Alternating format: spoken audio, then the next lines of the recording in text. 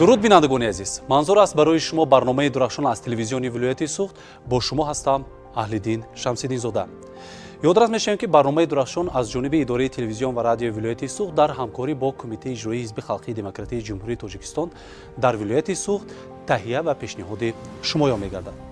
Агар шумо, фарзанди шумо, набераи шумо, шогирди шумо дорои ягон истеъдоди фавқулода бошанд, пас шумо метавонед ба унвони барномаи дурахшон муроҷиат кунед. ёдрас мешавем ки имрӯз ба барномаи дурахшон аз тамоми гӯшаи канори Тоҷикистон албатта муроҷиат мекунанд, яъне хоҳиши иштирок кардан доранд. Мо имконият дорем ки шуморо ба барномаи дурахшон албатта даъват кунем ва боварӣ дорам ки барномаи дурахшон имрӯз барои дарёфти истеъдодҳо албатта саҳми худро гузошта истодааст.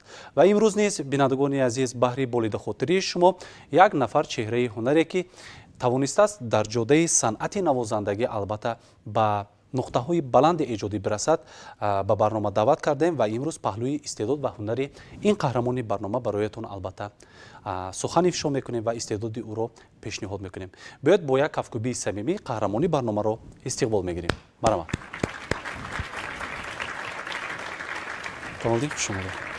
Салом. Марҳамат.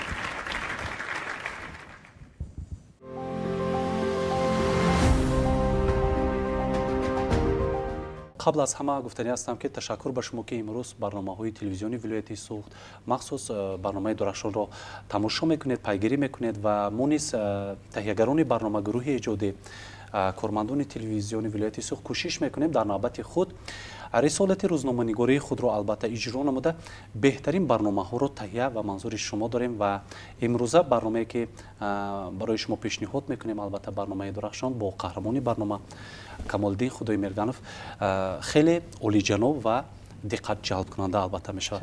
Пеш аз ҳама аз номи гурӯҳи эҷодии Камолиддин шуморо ба барномаи дурахшон хуш омадед мегӯям.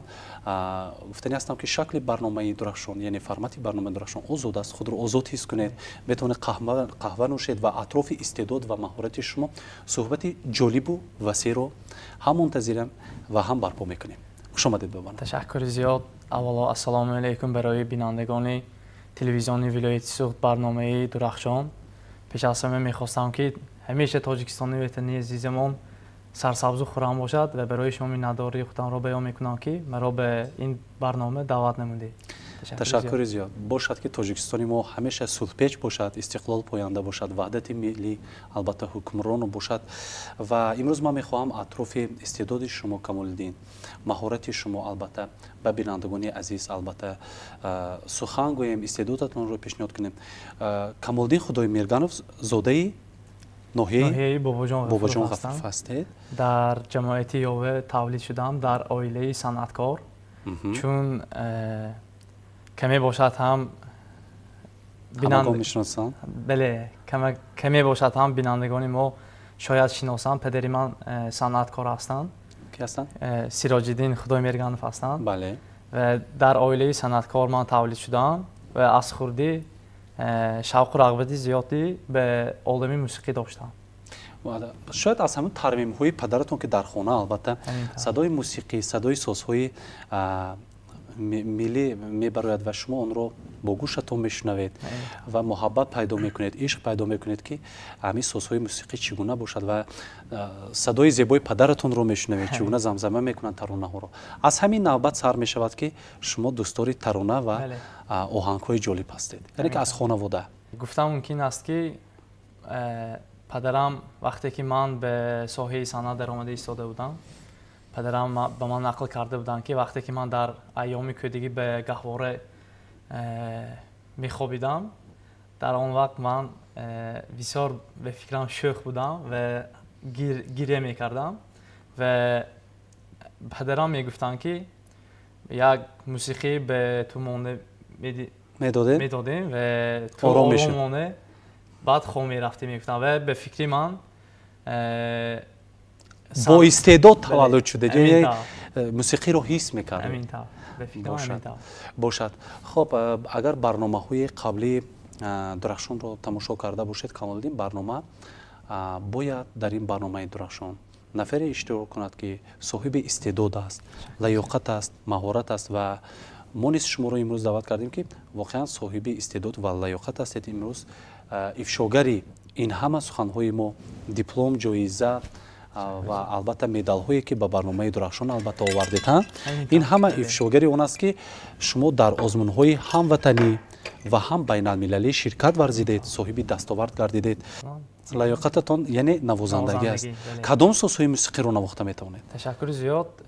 Ман асосан ҳамаи асбобҳои ториро навохта метавонам ва кӯшиш намуда истодаам ки боз асбобҳои мусиқии дигар давлатҳоро аз худ намоям. Аз ҷумла кадом? Аз ҷумла аз асбобҳои мусиқии миллии худамон танбур, дутор, уд, соз ва ғайраҳоро торро ҳам навохта метавонам. Бале, тор, рубоб ва ғайраҳоро навохта метавонам ва айни ҳол бо аз худкунӣ асбобҳои мусиқии аврупоӣ аз ҷумла гитор, баъд скрипка ва ғайраҳоро аз худ намуда истодам. Ва байни ана ҳамин созҳои мусиқие ки ҳоло номбар кардед, ана ҳамонро хатм, ҳамин сози мусиқиро синфашро хатм кардеду бевосита яъне ки ҳамон соҳаро, ҳамон сози мусиқиро касбӣ омӯхтаед. Кадом сози мусиқӣ аст? Албатта гуфтан ҷоиз аст ки ин асбоби мусиқии миллии худамон дутор мебошад. Бале. Барои он ки аз хурдиам падарам маро ба устоди азизам Машрабҷон Султонов супорида буданд ки ба омӯзиши асбоби мусиқии дутор машғул шавам. Бале, Машраб Султонов яке аз устодони шинохтаву барҷастаи соҳаи санъат ҳастанд ки дар факултаи санъати донишгоҳи давлатии Хуҷанд ба номи Академияи Бобоҷон Ғафуров кору фаъолият доранд ва хеле шогирдони зиёдро дар ин ҷода тарбия кард ва шумо низ шогирди эшон ҳастед. Офарин, аҳсан. Биёед аз таърихи ҳамин сози мусиқӣ сухан кунед. Чаро дутор мегӯянд? Ташаккури зиёд. Чаро дутор мегӯянд? Аз худи ном маълум аст ки ин аз ду тор иборат аст. Бале. Аз 18 хоначаҳо яъне пардаҳо иборат аст. Косахона ва гӯшакҳо иборат аст. Чанд гӯшак? Ду гӯшак? Ду гӯшак, бале. Хоб, аз чӯби чӣ сохта мешавад? асосан аз чӯбҳои тут, чӯмоқ сохта мешавад. Чормағз. Ҳамин бошад. Ман фикр мекунам ки ҳар як сарояндаву навозанда бигзор дар бораи созҳои мусиқӣ маълумот дошта боша, ин хуб мешавад. Барои он ки агар таърихи сози мусиқиро, худи таронаро, шеърро бидонӣ, албатта ба қадраш мерасӣ ва тарона ҳамон гуне ки дар қалбат аст ҳамон гуна мебарад. Бошад, яъне ки шумо имрӯз маълумоти мусиқӣ доред, дар куҷо таҳсил кардед? айни ҳол ман дар донишгоҳи давлатии Хуҷанд ба номи Академик Бобоҷон Ғафуров дар кафедраи мусиқии суннати тоҷик ҳамчун сароянда таҳсил намуда истодам. Дар факултаи санъат? Ҳамин тавр. Бошад. То ин дам, то яъне маълумоти олӣ гирифтан дар ягон мактабҳои мусиқӣ? Албатта, ман дар мактаби мусиқии бачагонаи ба номи Лоиқ Шералӣ таҳсил намуда бо дипломи сурх хатм намудам ва мехоҳам миннатдории худро ба устодони ҳамон мактаби санъат миннатдории худамро баён намоям. Бошад. Асаре ки пешниҳод мекунед чӣ асар аст? Чӣ ном дорад? Зулф оҳанги Муҳаммадҷон Мӯъминов. Марҳамат.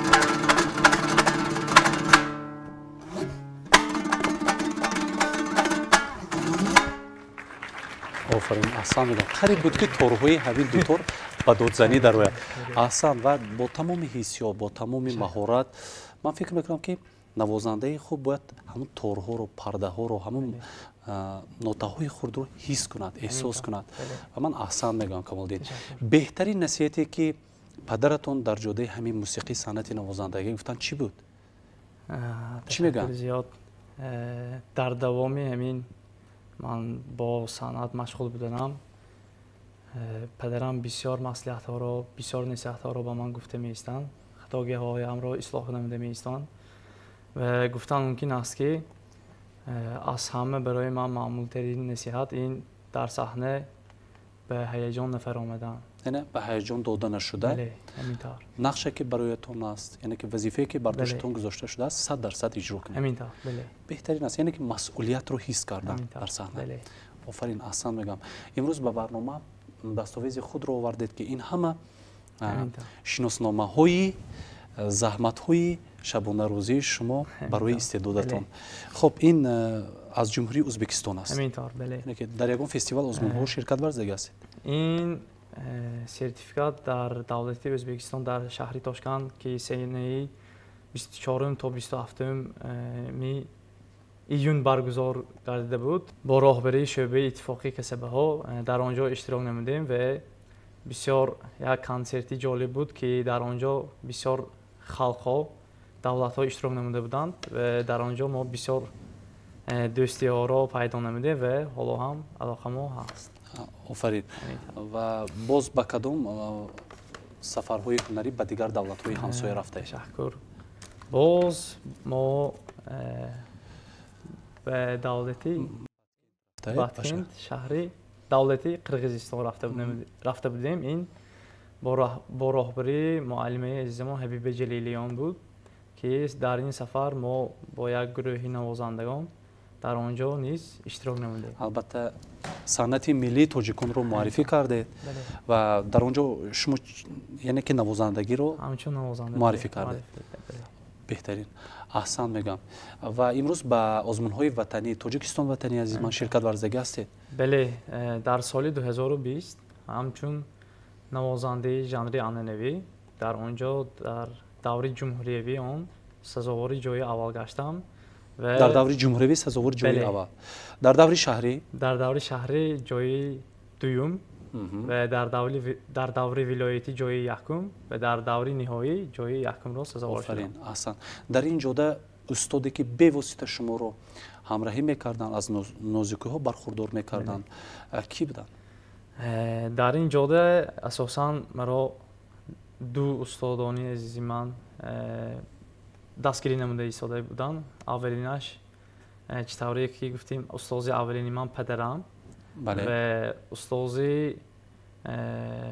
بهترینی من مشرف جان سلطانوف می باشند که تا همین دم مرا دستگیری نموده ایستاده بودن آفرین واقعا امروز باید ما کمالدین اسم شرف استادان رو باید بگیریم به زبان زیرا یگان نفر ما از دامن پاک مادر صاحب استعداد و کسب داشته علاقه تولید نشدیم ماست ما رو دستمون رو استاد معلم میگیرد و در این حیات پرپیچ و تاب صاحب کسب میکند که ما به حیات مستقلانه خود روانه میشویم و امروز من نیست شما نیست کل اون نفرانی که واقعا صاحب استعداد هستند در زندگی مشرف هستند صاحب کسب هستند با استادشون عرضی سپاس میگن و ما نیست سپاس میگیم این مدال هایی که امروز به برنامه آوردید این مدال ها از کجا است؟ تشکر زیاد مدالی که در دست شما ایستاده است این همه مدال ها در همه ساحه ها برای آنکه من گفتم جایز است که در وقتی مکتب خوانیم با ورزشی بوکس مشغول بودم بله. و در آنجا هم آزمایی میکرده؟ بله دو کرات غالبی جمهوریوی هستم دو کرات غالبی جمهوریوی اوید با بوکس بین نورسان همینطور آفرین احسان میگم یعنی که وقت یافتید که امروز توانستید به ورزش مشغول شدید و امروز بهوده نمیگن که ورزش این قاصد صلح است و هر یک نفر نابسته از اون که آموزگار است نابسته از اون که بگذار رسام است ایجادکار است نوازنده است سراینده است باید به ورزش مشغول شود و بهترین از همه این وقتی صبحگاهان вақте ки ба варзиши сабук машғул мешаванд ва бисёр фоидаи калон дорад. хуб, ташаккур мегӯям. имрӯз мо метавонем як бояд ин гуна мекунем. гӯё шумо дар як озмуни байналмилалӣ иштирок доред, ман аъзои ҳакамон ҳастам ва шумо бояд маро қоил кунед. яъне ки ман ба ҳунари шумо аҳсан мекунам. шумо як тоҷикбачае ки имрӯз меҳмони дигар давлат ҳастед ва ҳунари истеъдоди миллии тоҷиконаро пешниҳод мекунед ва бигзор як синтез, як омезиши зебо ҳам дошта бошад бо ягон оҳангҳои аврупоӣ омехта карда. мешавад ҳамин гуна кунед? барои чӣ не? хуб, мехостам به فکرم حوزه آمد که همین شما سینتز گفتید اثرها علکه به خاطرتان آمد؟ به خاطرم آمد. میخواستم برای بینندگان یک پیشنهاد نمایم که در این اثر البته نوازش‌های توجیکانه با نوازش‌های دیگر دولت‌ها آمیخته می‌شود. مرحبا.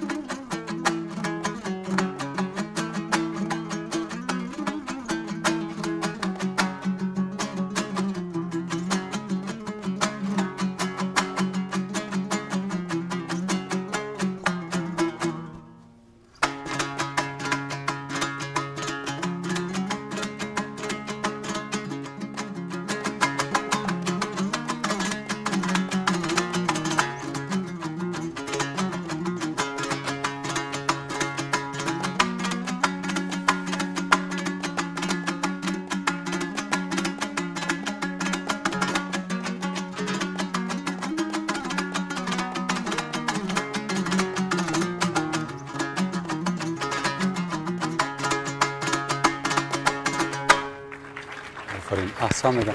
یعنی که نوازش‌ها تعلق داشتن به جمهوری تاجیکستان و نوازش‌ها که به جمهوری ازبکستان و قزاقستان. بله همین. احسان. آفرین میگم. یعنی سه دولت رو نمایندگی موسیقیشون رو با هم پیوستید و من همچون اعضای حکما همچون شنونده احسان میگم. آفرین. از اودش خوب برآمدید.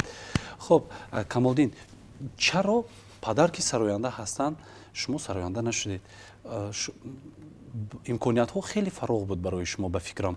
چی استودیا باشد چی مثلا همراه پدر رفته به استودیو ها ثبت آواز کردن ها مشق‌های آواز کردن و در این جهت دستگیری کردن پدر خیلی نظر است هم میشود.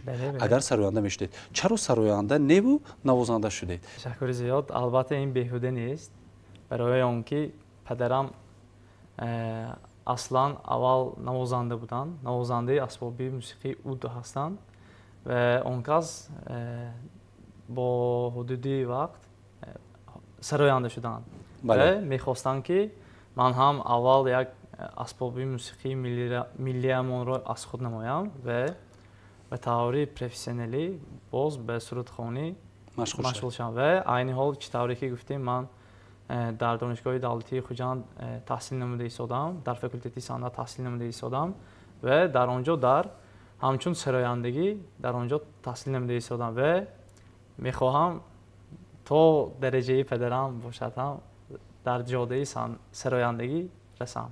یعنی که کوشش کرده ایستادید که در قطار نوازنده خوب بودن البته آوازخوان خوب هم شدن. بله.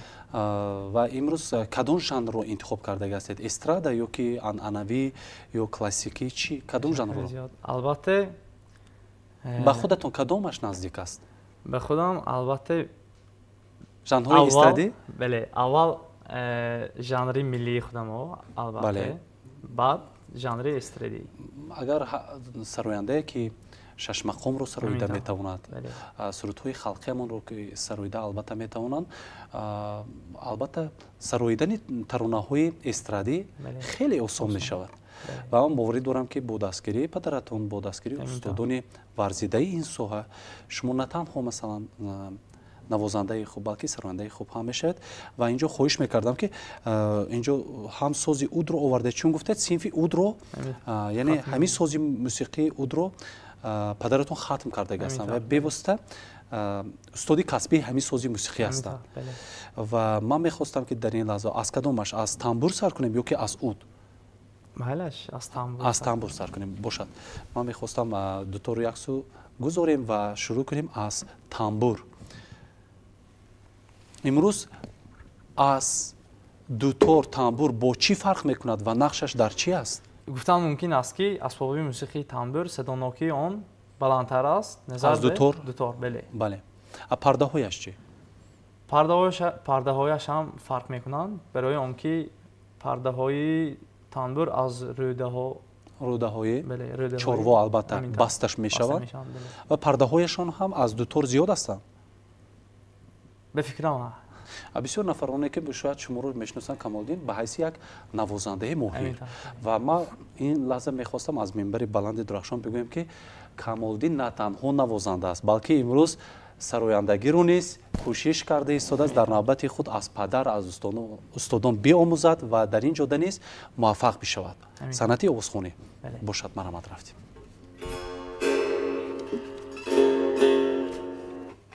مرحمت.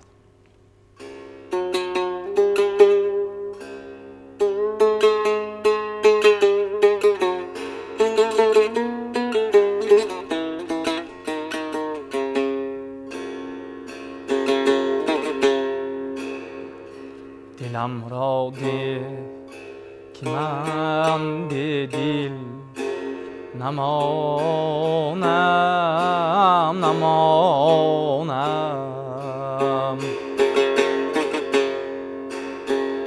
دلم را ده که من به دل نمانم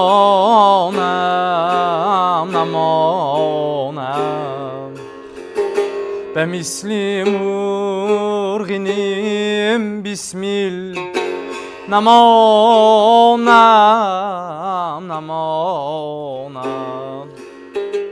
به مثل مرغینیم بسمیل نمانم ای نمانم. این یک پرچه بود و حالا یگون کلیپ ترانه ندارید؟ یگون ترانه علاقه خود رو برآوردگی هستید؟ البته کلیپ ها برآوردگی هستیم ولی در رویه نوازش. یعنی که شما تنها نوازشتون رو به حیث کلیپ پیشنهاد کرده هستید لیکن همچون سراینده نه؟ حالا نه. هست در نقشه که مثلا کدام ترانه رو مثلا؟ حالا یگون ترانه که در وصف بگذار مادر باشه یا که در وصف عشق و محبت؟ البته اول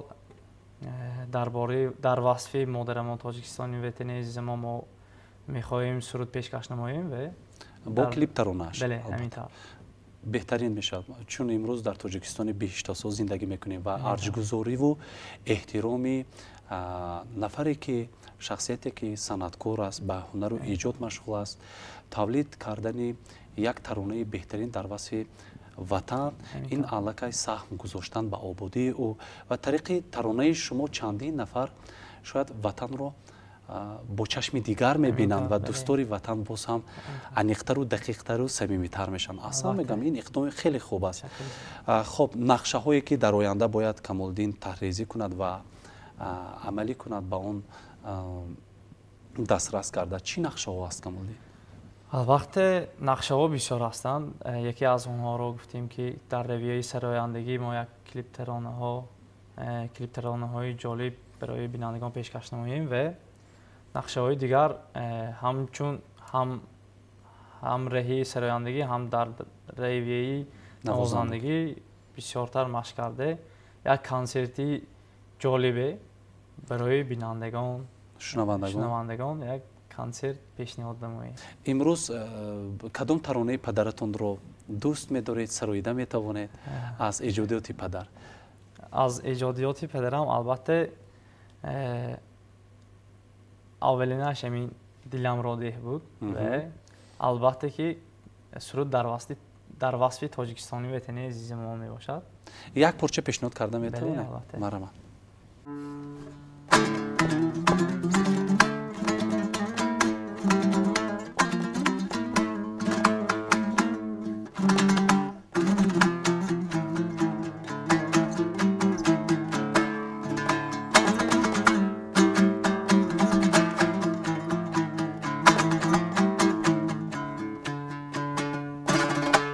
آفتابت شعله افشان آسمانت اختریستان اختری من در فضایت تاجیکستان تاجیکستان اختری من در فضایت تاجیکستان تاجیکستان مزرعه زرخیزی دهقان خاکی زرخیزی زرافشان سرزمین ایراد مردان تاجیکستان تاجیکستان سرزمین ایراد مردان تاجیکستان تاجیکستان تاجیکستان تاجیکستان تاجیکستان تاجیکستان.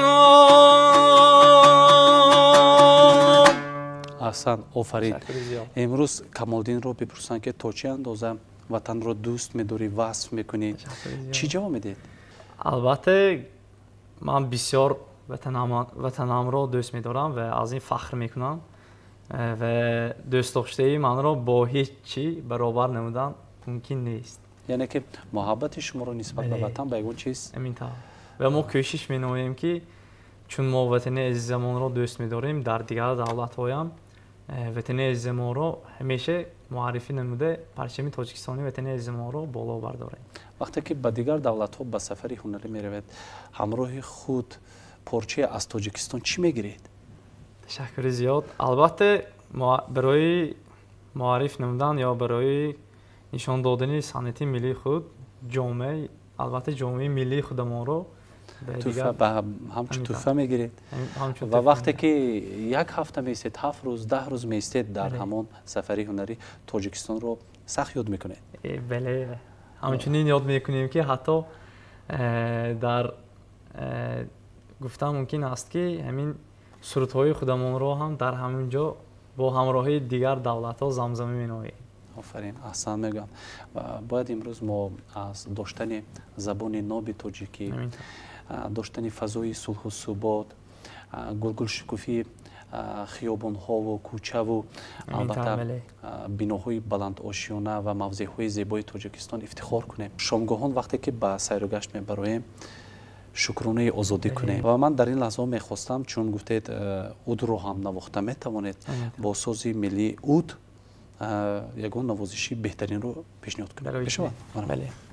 در آغاز میخواستم درباره انهمی ساز موسیقی کمتر معلومات میدادید. چگونه ساخته میشود؟ با کدام مثلا ملت و دولت تعلق دارد؟ چند گوشک دارد؟ چند تور دارد؟ باید درباره همه اول صحبت کنیم. برای آنکه امروز کاسخانه انهمی ساز موسیقی اود البته کلان است و امروز برای بینندگان عزیز نیست شوق‌آور است که شاید بعضا نفرون اگر ندانند بگذار معلومات پیدا کنند که این چگونه سازی ملی است. تشکر زیاد. این اسباب موسیقی نامش اود می باشد. برای چی اود؟ اود گفتم ممکن است که این درخت خوشبوی بله می باشد. اود از 12 گوشک عبارت است و از 12 تار عبارت است. آفرین. گفتن ممکن است که این اسباب موسیقی را در هم رویه موسیقی نواخته می شود. همجور شده می تواند. بله.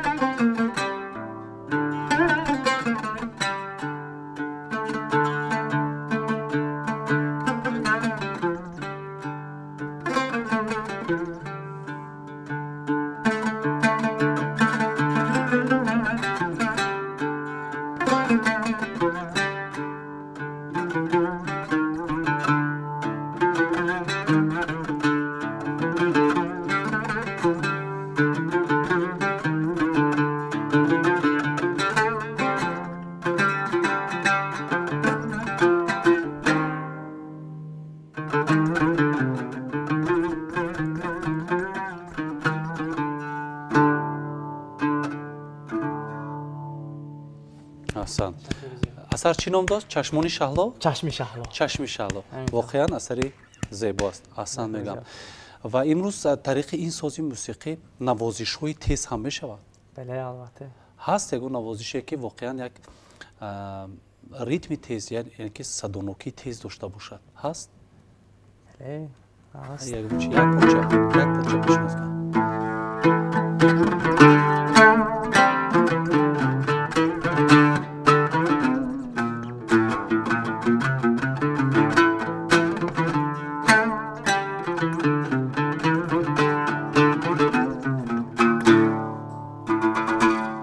یعنی که این یک ریتم تیز دارد که باید این سازی موسیقی نیز به دیگر سازها جور می شود و یک بسیار صدای خوب هم دارد و صدای بلند هم دارد.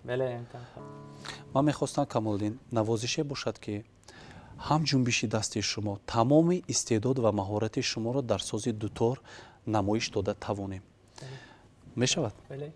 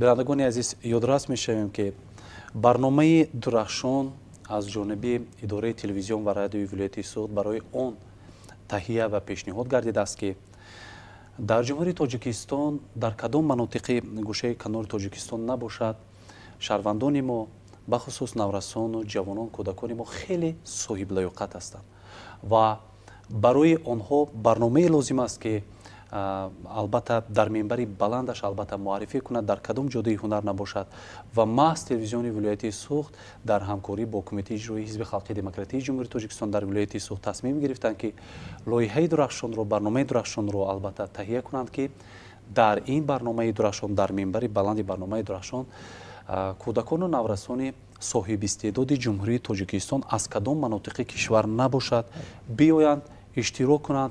انا این است منبر آزادی برنامه درخشان با کل اون نفرانی که میخواهند البته اشتراک کنند استعداد خود را البته نمایش دهند و این فرصت برای آنها البته فراهم است و ما با قلب گشاد با دل گشاد آنها را منتظر هستیم.